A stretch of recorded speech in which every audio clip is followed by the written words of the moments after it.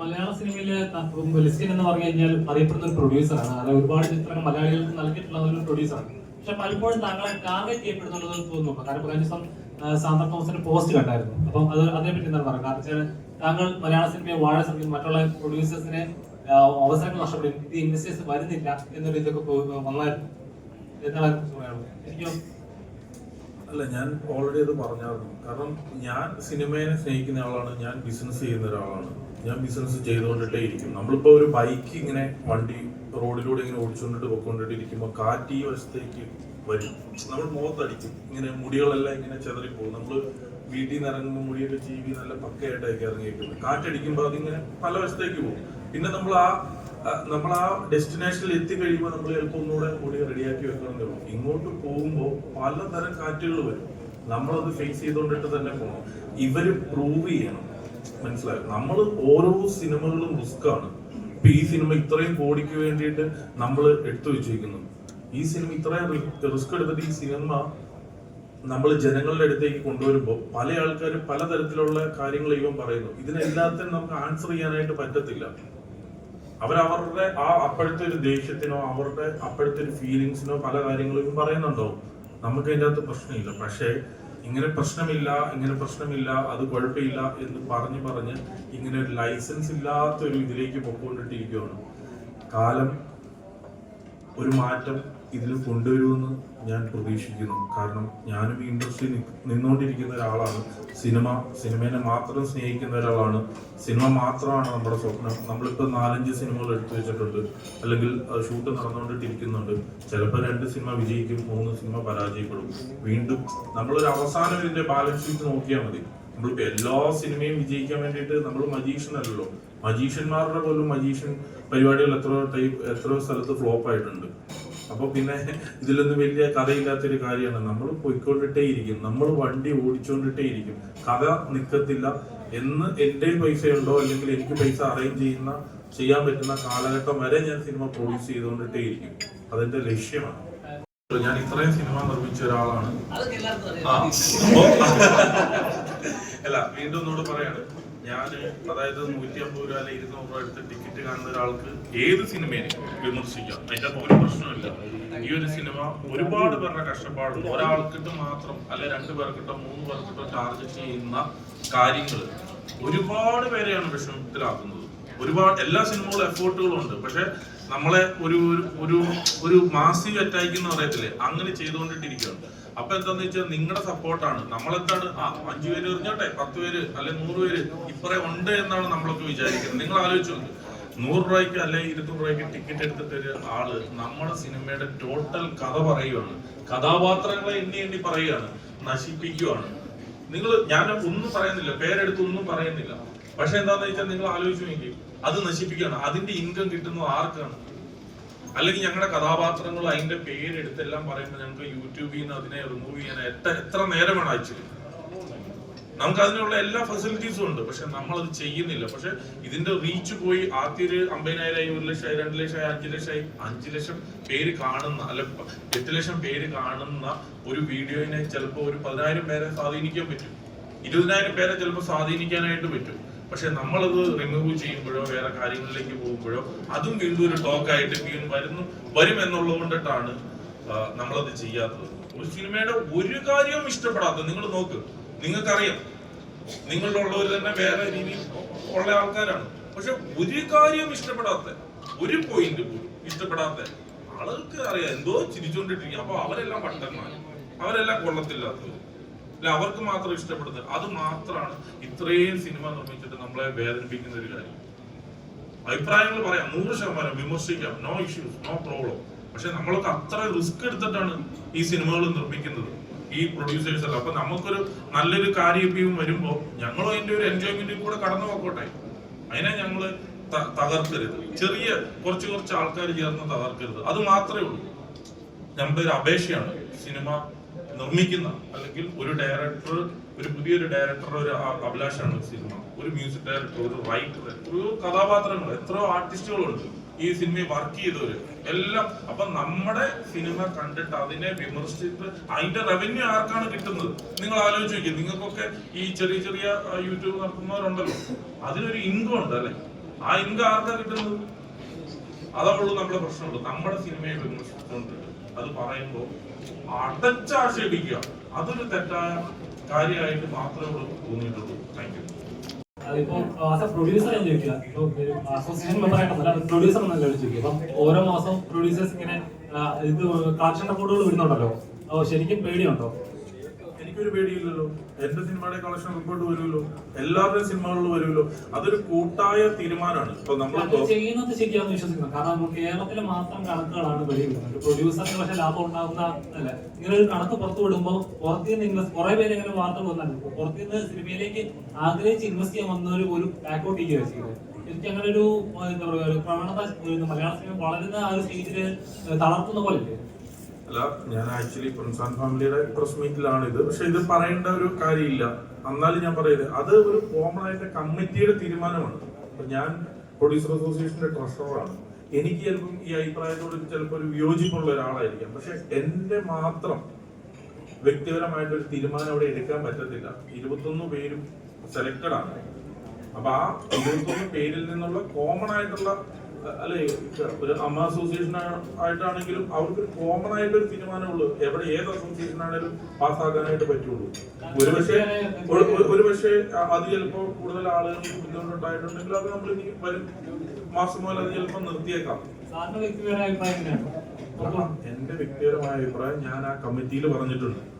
ഞാൻ എനിക്കത് പബ്ലിക്കായിട്ട് പറഞ്ഞിട്ട് ലിസ്റ്റിൽ ഇങ്ങനെയാണല്ലോ, ഇനി വേറൊരു അസോസിയേഷന്റെ ഒരു മീറ്റിംഗ് വരുമ്പോൾ നിങ്ങൾ തന്നെയാണ് വരാനുള്ളത്. അപ്പൊ പറയും നിങ്ങളുടെ ഇടയിലുള്ള ലിസ്റ്റിൻഷിപ്പിൽ ഇങ്ങനെയാണല്ലോ പറഞ്ഞെന്ന് ചോദിച്ചിട്ട് എനിക്കിട്ട് പണി തന്നിട്ട് എന്ത് കാര്യം? നിങ്ങൾ വെറുതെ ഇരിക്കുമ്പോൾ ധ്യാനം കൊടുക്കും.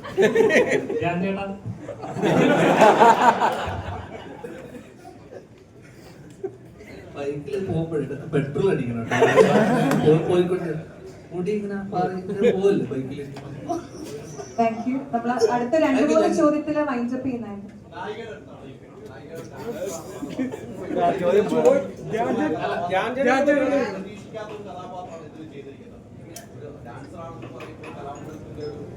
വലിയൊരു വേറൊരു കഥാപാത്രം ചെയ്യാൻ അതെങ്ങനെയാണ്?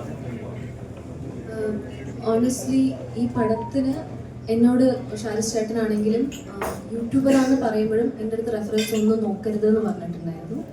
ബിക്കോസ് നമ്മളൊരു പടം ചെയ്യുമ്പം ഓൾറെഡി എക്സിസ്റ്റിംഗ് ആയിട്ടുള്ള ഒരാളിനെ കാണിക്കല്ലോ.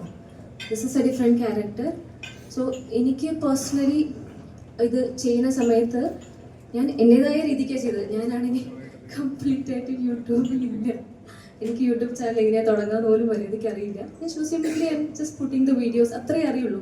അപ്പോൾ പേഴ്സണലി ഇപ്പോൾ ഡാൻസ് റിലേറ്റഡ് ആയിട്ട് ഇതിനെ കമ്പയർ ചെയ്യുകയാണെങ്കിൽ രണ്ടും സിനിമ കഥാപാത്രം അവതരിപ്പിക്കുന്നതും നൃത്തത്തിൽ കഥാപാത്രം അവതരിപ്പിക്കുന്നതിനും നല്ല ഡിഫറൻസ് ഉണ്ട്. പക്ഷേ ഓൾ അബൌട്ട് ലൈക്ക് നമ്മൾ എങ്ങനെ ആ എനർജി ക്യാരി ചെയ്യണം. എനിക്ക് പേഴ്സണലി അങ്ങനെ വലിയ ഡിഫിക്കൽട്ടായിട്ട് തോന്നി എന്ന് പറയാൻ പറ്റില്ല. പക്ഷേ ഇത് ഭയങ്കര ബുദ്ധിമുട്ടാണ്. ഇതിൻ്റെ ഒരു പവറും എനർജി ആ ക്യാരക്ടർ കാണുമ്പോൾ മനസ്സിലാകും. അപ്പോൾ എനിക്ക് ഏതൊക്കെയോ പോയിന്റിൽ തോന്നിയിട്ടുണ്ട് ഡാൻസ് ഉള്ളത് കൊണ്ട് ആണ് എനിക്കിത് ഇത്രയെങ്കിലും ചെയ്യാൻ പറ്റുന്നത്. ബിക്കോസ് നമ്മുടെ ഒരു ഫിസിക്കൽ ഫോം വെച്ചിട്ട് ആ ഒരു കഥാപാത്രത്തിൻ്റെ എനർജി ഹോൾഡ് ചെയ്തിട്ട് ഇത് മറ്റുള്ളവർക്ക് ഇതാണ് ഞാൻ ചെയ്യുന്നത് എന്ന് മറ്റുള്ളവരെ ഫലിപ്പിക്കുക എന്ന് പറഞ്ഞാൽ it is not easy. So എനിക്ക് പേഴ്സണലി ഇതിനൊരു റെഫറൻസ് ഇല്ലാണ്ട് ഞാൻ എൻ്റെതായ രീതിക്ക് എങ്ങനെയാണോ എനിക്ക് റൈറ്ററും ഡയറക്ടറും എങ്ങനെയാണോ എൻ്റെ അടുത്ത് ഇങ്ങനെയാണ് ഈ കഥാപാത്രം വേണ്ടത്, എത്ര മീറ്ററിലാണ് ഇതിൻ്റെ എനർജി ക്യാരി ചെയ്യേണ്ടതെന്ന് പറഞ്ഞോ അത് ഞാൻ ഡെലിവർ ചെയ്തു. And they are actually every second of എനിക്ക് 99% of every shot was completed in 1 to 2 ഷോട്ട്സിൽ കംപ്ലീറ്റ് ചെയ്തിട്ടുണ്ട്. So they are actually happy അത് പെർഫോമൻസ് ചെയ്യുമ്പോൾ തന്നെ.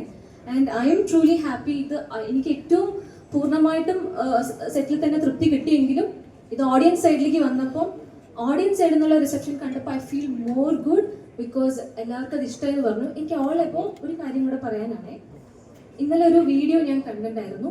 ഞാൻ ഭയങ്കര ഹാപ്പി ആയത് എന്താന്ന് പറഞ്ഞാൽ ഇത്രയും സോഷ്യൽ റിലവൻ്റ് ആയിട്ടുള്ള ഒരു ടോപ്പിക്ക് ജനങ്ങളിലേക്ക് എടുത്ത് ഇടുമ്പോൾ ഇതെങ്ങനെ റെസ്പോണ്ട് ചെയ്യുന്ന അറിയില്ലല്ലോ.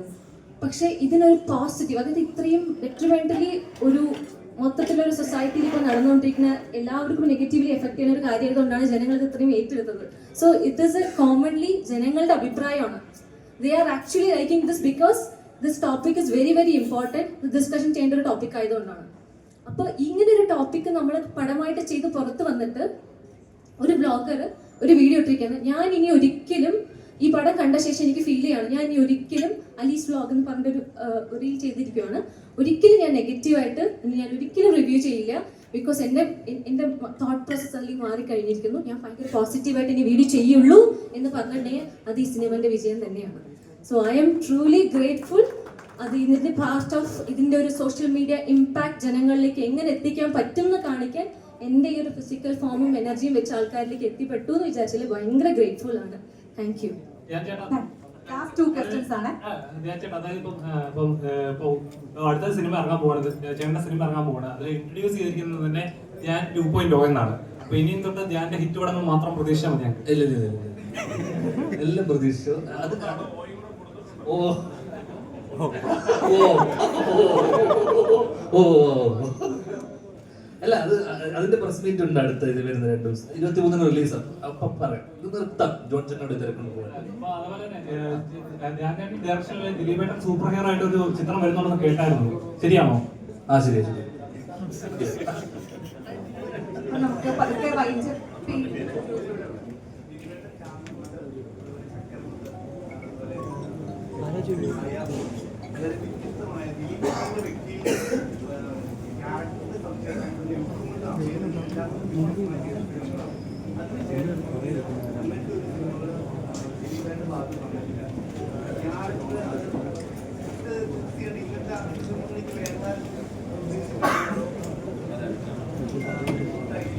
ഇല്ല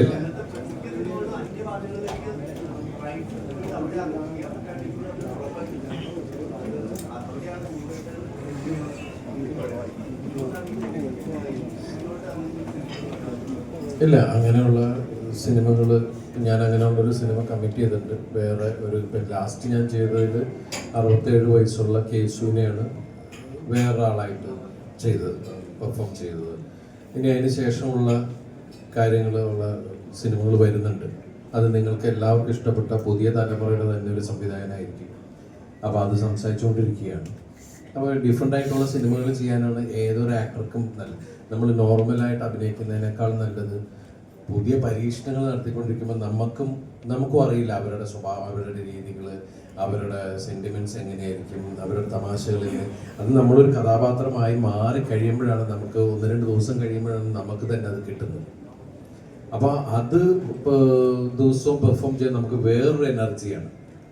അയാളെക്കുറിച്ച് പൂർണ്ണമായിട്ട് നമ്മൾ അയാളെ സ്ക്രീനിൽ കാണുമ്പോൾ ഉണ്ടാകുന്ന ഒരു എനർജി ഉണ്ടല്ലോ. അത് പ്രത്യേകിച്ച് ആ സിനിമകളൊക്കെ പ്രിയപ്പെട്ട പ്രേക്ഷകർ അത് ഏറ്റെടുത്തതിലാണ് ഏറ്റവും വലിയ സന്തോഷം. അപ്പോൾ ഞാനും പലപ്പോഴും ചിന്തിക്കേണ്ടത് ഡിഫറെൻറ്റ് സിനിമകൾ ചെയ്യുമ്പോൾ അങ്ങനെയുള്ള സിനിമകൾ ചെയ്തപ്പോഴാണ് എനിക്ക് കണ്ടിന്യൂസ് 10-13 ഹിറ്റുകൾ എനിക്ക് കൂടുതൽ കിട്ടിയിട്ടുള്ളൂ. പക്ഷേ ഇപ്പോൾ അങ്ങനെയുള്ള കഥകൾ കേട്ടുകൊണ്ടിരിക്കുന്നു.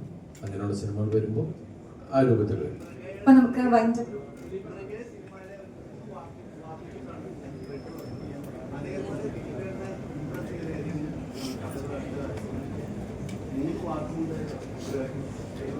അതേതാ ഈ 3 വാക്ക്?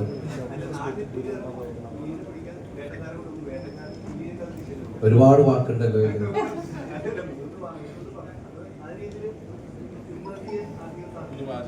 3 വാചകങ്ങളിലൂടെ അല്ല, അതുപോലെ പണ്ട് ഒരു 2-3 വാചകത്തിൽ നിന്ന് ഉണ്ടായതാണ് പറയുന്നത്. ഒരാളുടെ അപ്പനെ ബസ് ഇടിക്കുന്നു, ആ ബസ് കമ്പനിയായിട്ട് വലിയ കേസാകുന്നു, അവസാനം മുതലാളി കോംപ്രമൈസ് ബസ് കൊടുക്കുന്നു, ആ ബസ് വാങ്ങിയ ഈ അപ്പനും മരിച്ചുപോയി, മകന് ജീവിതം മൊത്തം പ്രശ്നമാകുന്നു എന്നുള്ളതാണ് പറക്കുന്നലിയുടെ വാചകങ്ങൾ. അപ്പം അങ്ങനെ അതുപോലെ മീശമാൻ തുടങ്ങുന്ന സമയത്ത് ഒറ്റ വാചകമേ ഉള്ളൂ, കള്ളൻ പോലീസിനെ പിടിച്ച്. അതിൽ നിന്നാണ് മീശമാധവൻ ഉണ്ടാവുന്നത് എന്ന് പറയുന്ന പോലെ അതുപോലുള്ള സംഭവങ്ങൾ വന്നുകൊണ്ടേയിരിക്കുന്നുണ്ട്. അപ്പോൾ അതുമായിട്ട് ഞങ്ങൾ വരുന്നതാണ്. Thank you. പത്രസമ്മേളനം തീരാറായി. എനിക്കൊരു പോകേണ്ട കാര്യമുണ്ട്. കാരണം വീട്ടിൽ അവിടെ ചെല്ലുമ്പോൾ വൈഫ് ചോദിക്കും, ചോദ്യം എല്ലാം കിട്ടിയോ? കോടതിയിൽ ചോദിക്കാനൊന്നും വരും, എനിക്ക് മനസ്സിലായി. അപ്പോ ഹോസ്പിറ്റലിൽ മോള് പറഞ്ഞു മലയാള സിനിമയിൽ ഇവിടെ തന്നെ മലയാള സിനിമയിലെ ഇപ്പൊ അച്ഛൻ കഥാപാത്രങ്ങൾ ഇപ്പൊ വന്ന ഓഡിയോ ലോഞ്ചിൽ പറയാറുണ്ട്. ഇപ്പൊ അച്ഛൻ കഥാപാത്രങ്ങൾ ചെയ്ത് ഇപ്പൊ ഞാനും സിദ്ദിഖ് ഇപ്പൊ നിങ്ങളുടെ ഒരു മത്സരം പോലെയാണ്. ഇപ്പൊ ഒരു വൈബ് തന്ന എന്ന ലെവലിലോട്ട് ഇപ്പൊ സെന്റിമെന്റ് ഇമോഷണലൊക്കെ മാറിയിട്ട് നല്ല വൈബായിട്ടുള്ള അച്ഛന്മാരുണ്ടെങ്കിൽ നിങ്ങൾ രണ്ടുപേരുമാണ് മലയാള സിനിമയിൽ മലയാളികൾക്ക് ഇപ്പോൾ ഓർമ്മ വരുന്നത്. ശരിക്കും മത്സരം പോലെയാണോ നിങ്ങൾ തമ്മിൽ? ഞാനോ ആരുമായിട്ട് പുള്ളി സച്ചിൻ ടെണ്ടുൽക്കർ, ഞാൻ ലീഗ് കളിക്കുന്ന ഒരു ചെറിയ മരം. അപ്പോ എന്റെ വഴിക്ക് വിടും വിജയ്. പിന്നെ ഈ സിനിമ ഞാൻ പറഞ്ഞു ഇവിടെ പത്രസമ്മേളനം എനിക്ക് തോന്നുന്നു ചോദ്യങ്ങളെക്കാൾ കൂടുതൽ ഉത്തരത്തിന് ലെങ്ത് കൂടിയതായിട്ട് എനിക്ക് തോന്നി.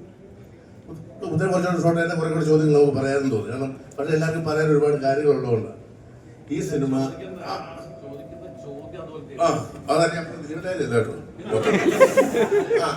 പിന്നെ ഞങ്ങളെയൊക്കെ കാര്യമാണോ? അതല്ല ഞാൻ പറഞ്ഞത്, ഇത് സന്തോഷം കൊണ്ടിരിക്കുന്ന ഒരു പ്രസ് മീറ്റാണ്. നമ്മൾ സാധാരണ പടത്തിന് മുമ്പ് പ്രസ് മീറ്റ് വെക്കും. അപ്പോൾ എല്ലാവർക്കും ഇത് ഭയങ്കര നന്ദിയുണ്ട് നിങ്ങളോട് എല്ലാവരും. കാരണം ഈ സിനിമ വിജയിച്ചിട്ട് അഭിമാനപൂർവ്വം ഇവിടെ ഇരിക്കുന്ന ദൈവം സിനിമ ഓടിയത് എന്നുള്ള സന്തോഷം. പ്രത്യേകിച്ച് ധ്യാനമായിട്ടൊരു വേദി പങ്കിടാനും അദ്ദേഹത്തിന് കിറ്റ് കൊടുക്കാനും സാധിച്ചല്ലോ. അങ്ങനെ ഒരുപാട് സന്തോഷമുണ്ട്. ഞാൻ ഇപ്പൊ ഈ ഉത്തരം കഴിഞ്ഞ് പോവുകയാണ്. നന്ദി, നമസ്കാരം. Thank you very much. അപ്പോൾ നമുക്ക് പതുക്കെ വൈൻഡ് അപ്പ് ചെയ്യാം.